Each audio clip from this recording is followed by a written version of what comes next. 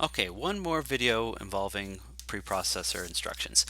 We're going to revisit what we were doing with the pixels. I do believe we actually did this in another video. It's all blending together. I've taught 3 different classes of a bunch of different lectures.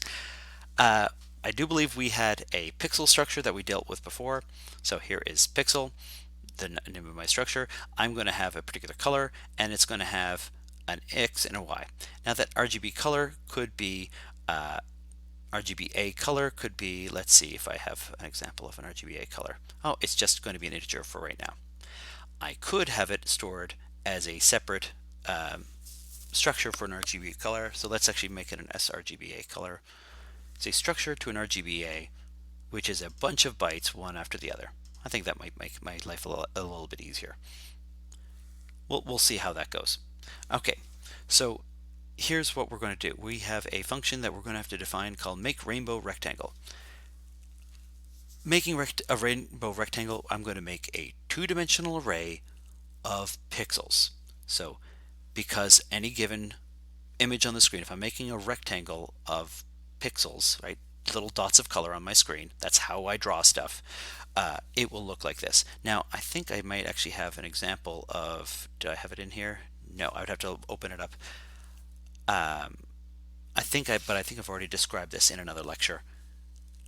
This could be just a painting program, like what we're doing for 2400, where I can draw a shape on the screen. It will draw a particular colored rectangle for me. And all I do, so it's a two-dimensional array with colors on it. Okay, the previous time, if I'm using with a structure, so here is me using a particular structure, and instead of this, let's say instead of a structure, I'm going to use a char here, and I'm going to have to copy this all over the place.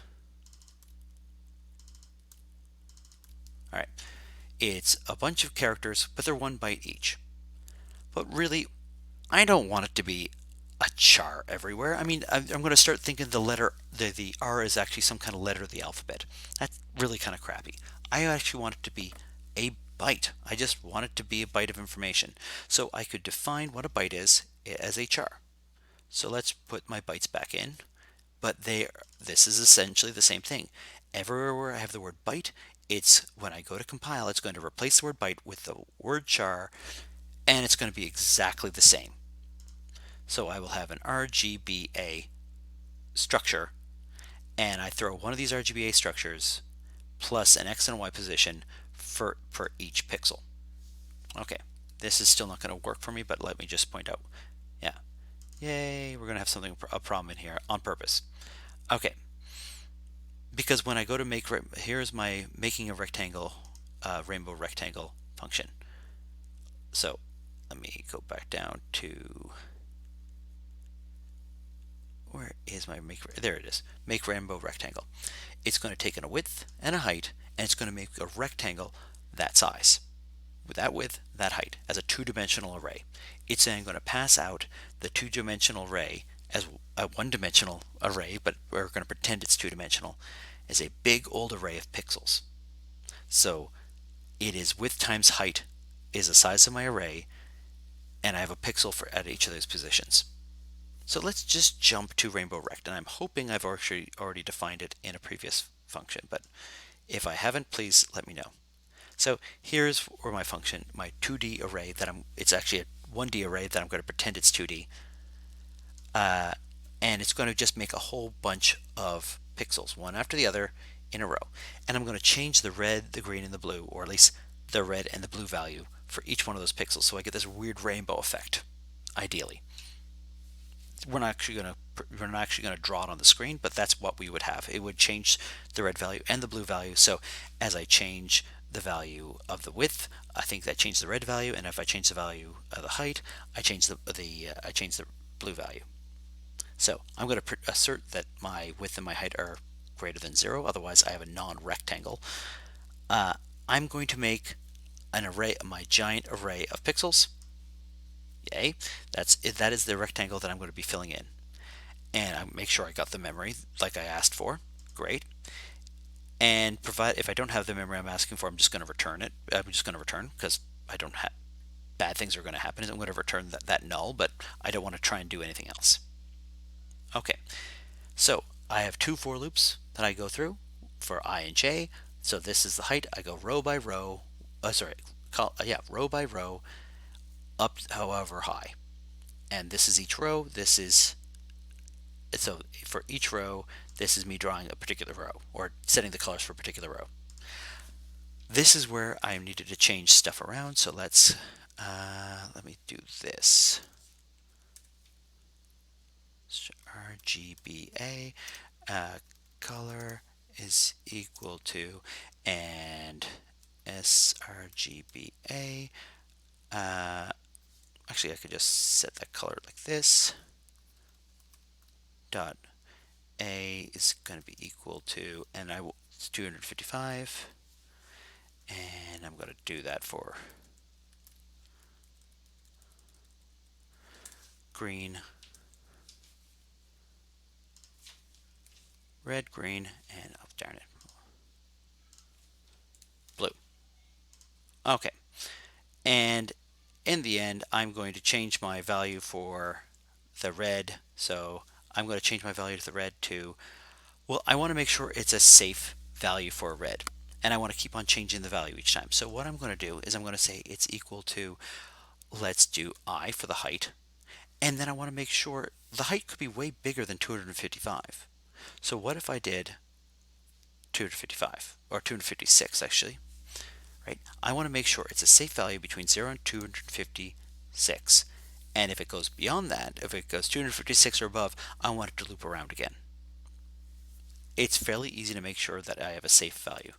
I'm going to do this to J and then 256, right? This a valid blue value in a red, green, blue value structure, and it's going to just change every time it goes beyond. If it goes beyond a certain point, it's going to change the value. And now I could do plus 2, let's say, times 2, and then modify it, and this could be times 2 to make sure that it has a huge change as I go along. That would be fine.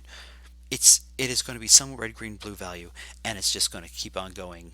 It's going to, every time it goes beyond 255, it's going to go back down to 0. Okay, so this would be the color here, and I want to make sure what the heck this thing is actually going to be doing. Size of pixel, it's the size of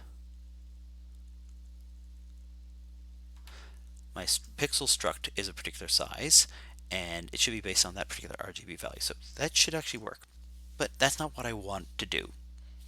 So after all of this, I'm going to actually change what my code is actually going to do.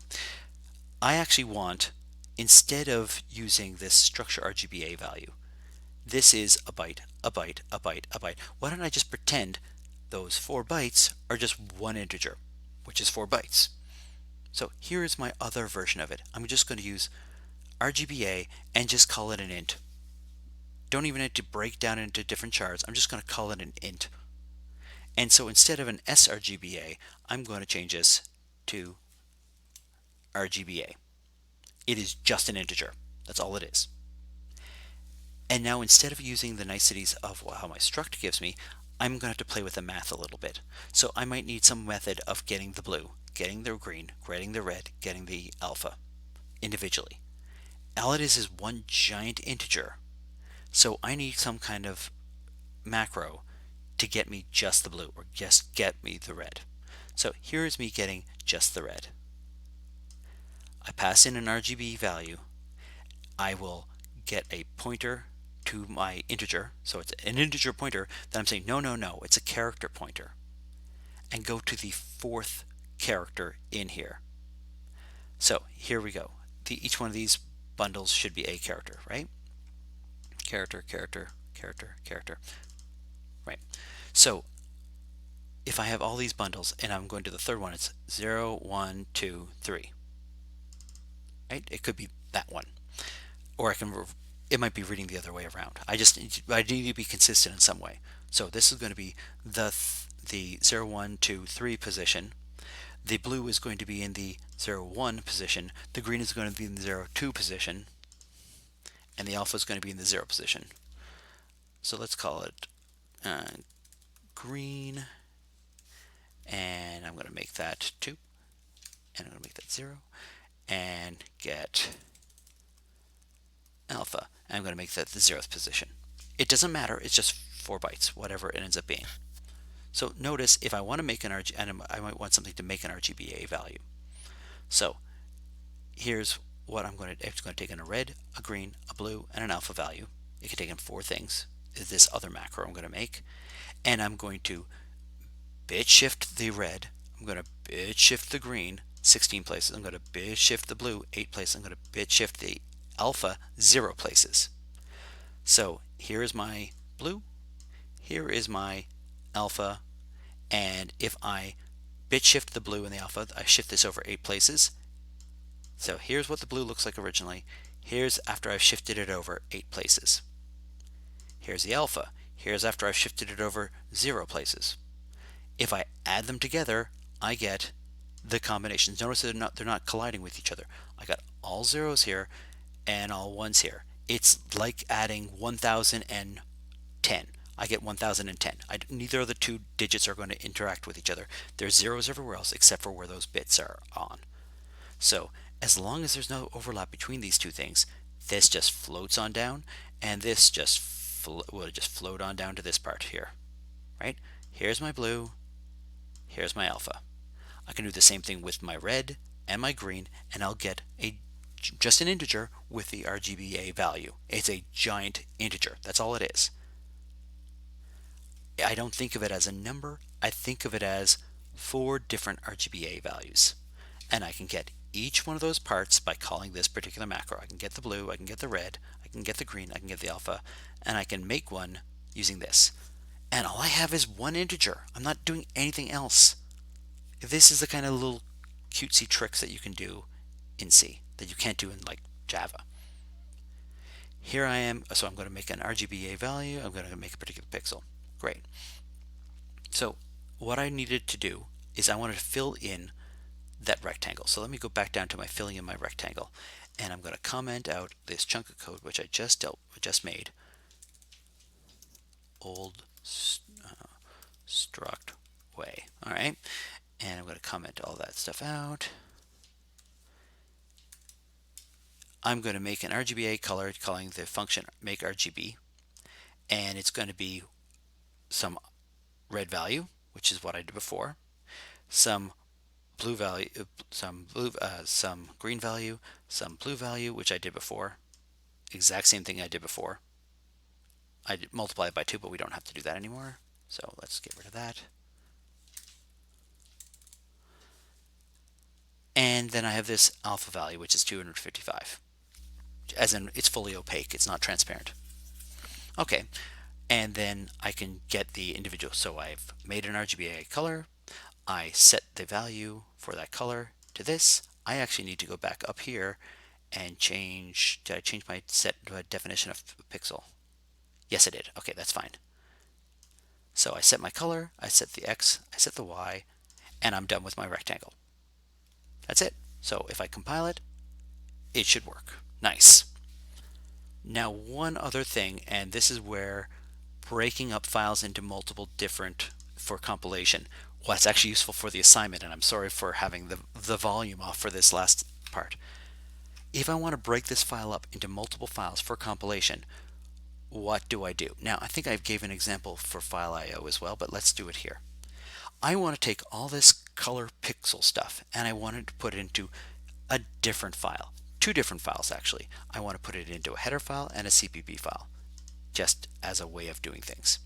So here I have all of my RGB values stuff here, and what I'm going to do is I'm going to throw all of this, anything with that's a macro, and all of my prototypes in my .h file. Why? Because I want just some, here are the things that you have available to you.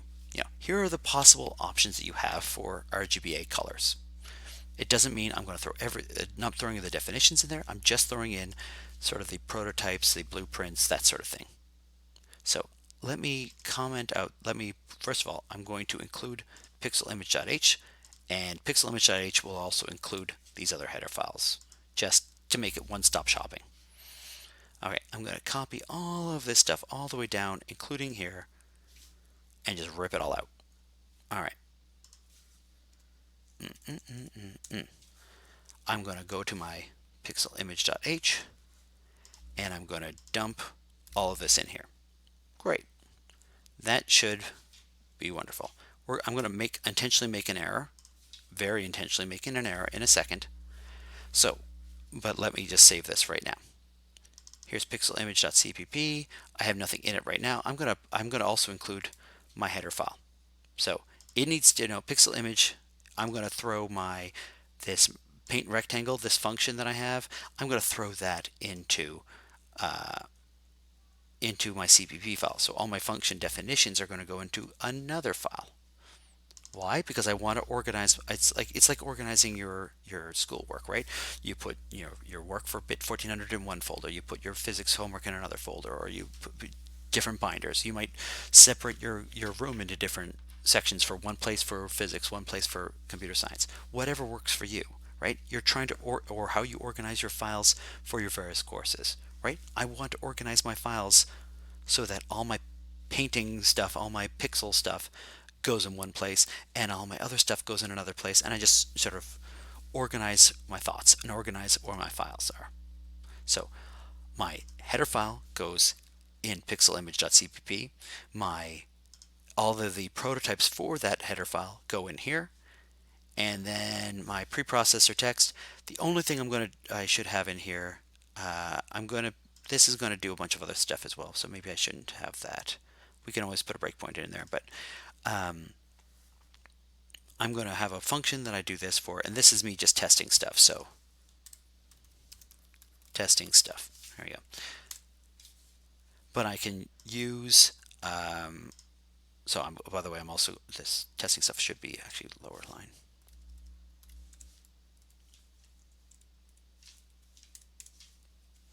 Okay. I'm going to make a rectangle, and then I'm going to make sure I actually did it, and then I'm going to free it up afterwards, because when I make a dynamic array, I always make sure I free it.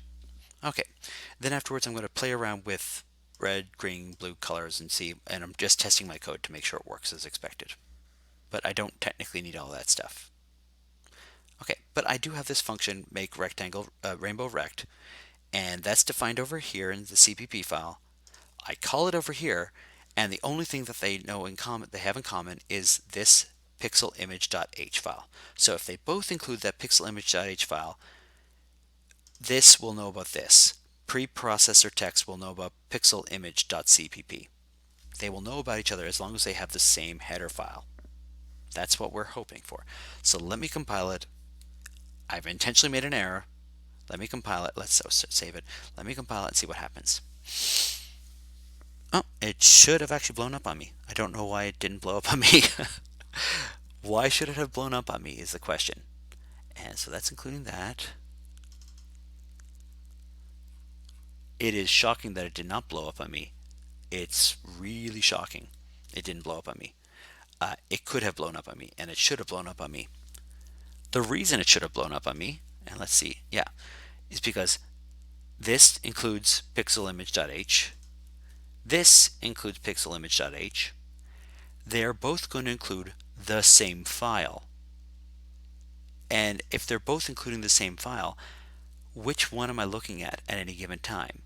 You get into this case where I don't know which version of pixelimage.h I have here, or I don't know if they're the same thing. I think I have two versions of the exact. I would have essentially this prototype here twice, and I don't want that. I am shocked that it didn't blow up on me, because it really should have blown up on me.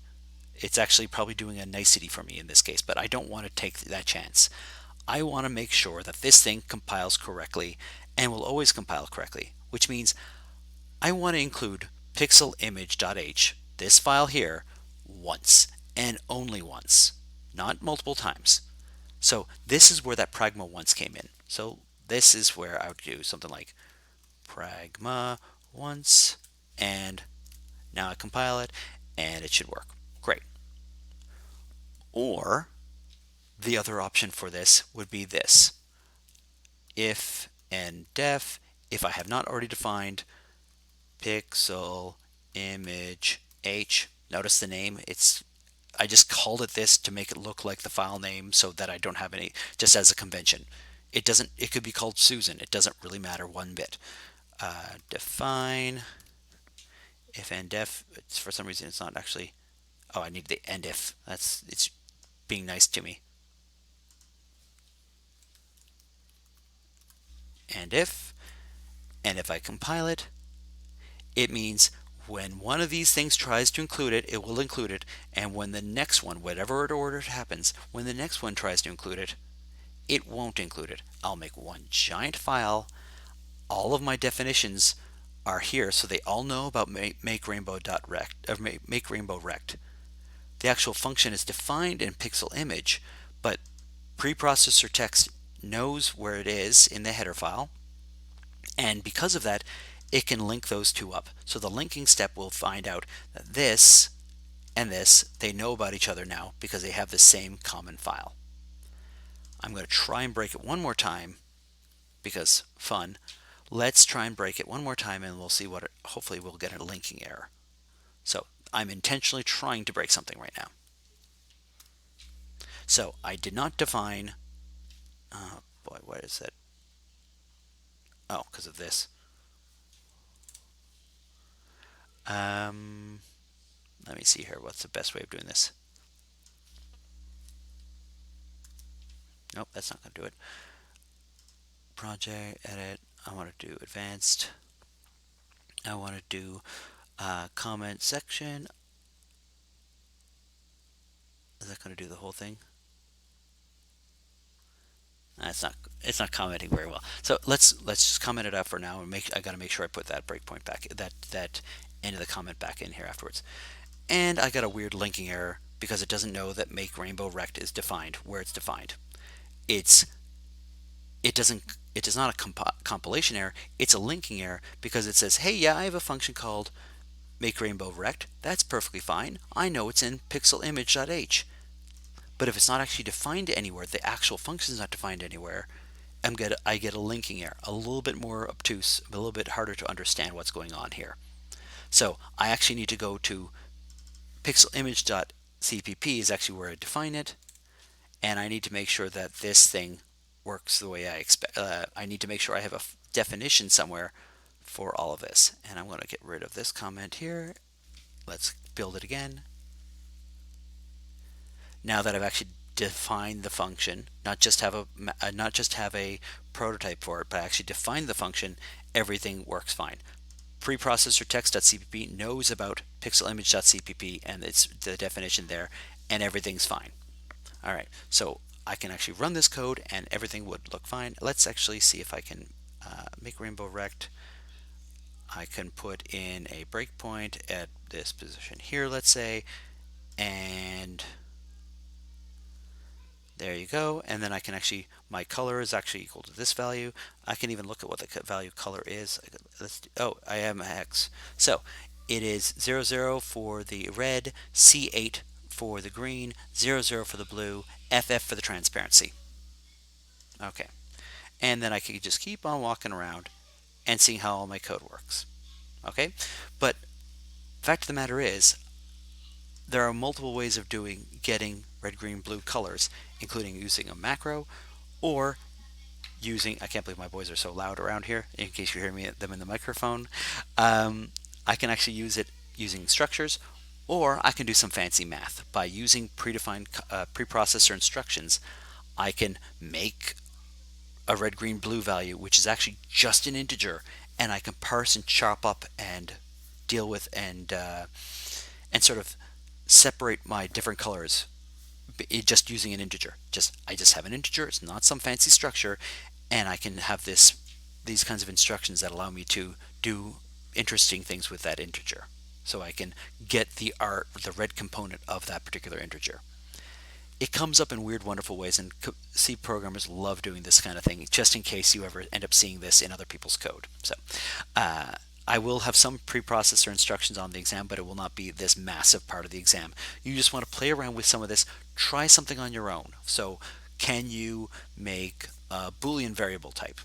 That's hopefully a relatively easy one, but what would a Boolean variable type look like, and how would you make it work? If I wanted to have this thing called bool, how would I make it so that I have, let me think of a good example of the, if I have two parts of the low part and a high part of a particular number. So I have two shorts essentially, but I actually just want to have one integer. I only want the top numbers and the bottom numbers. Or maybe I want a bit mask.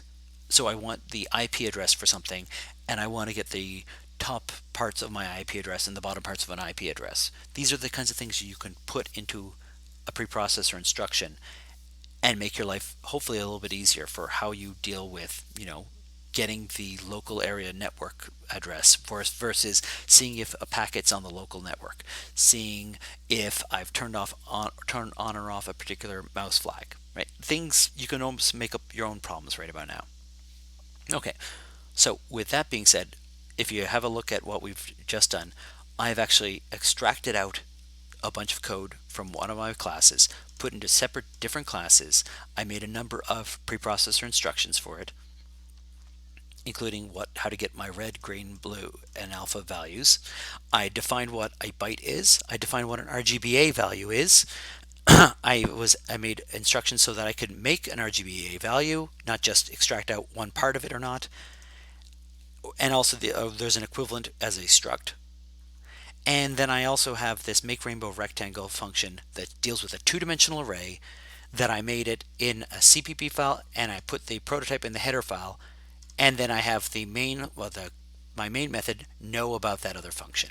Okay, so with that being said, I'm going to take my leave of you guys.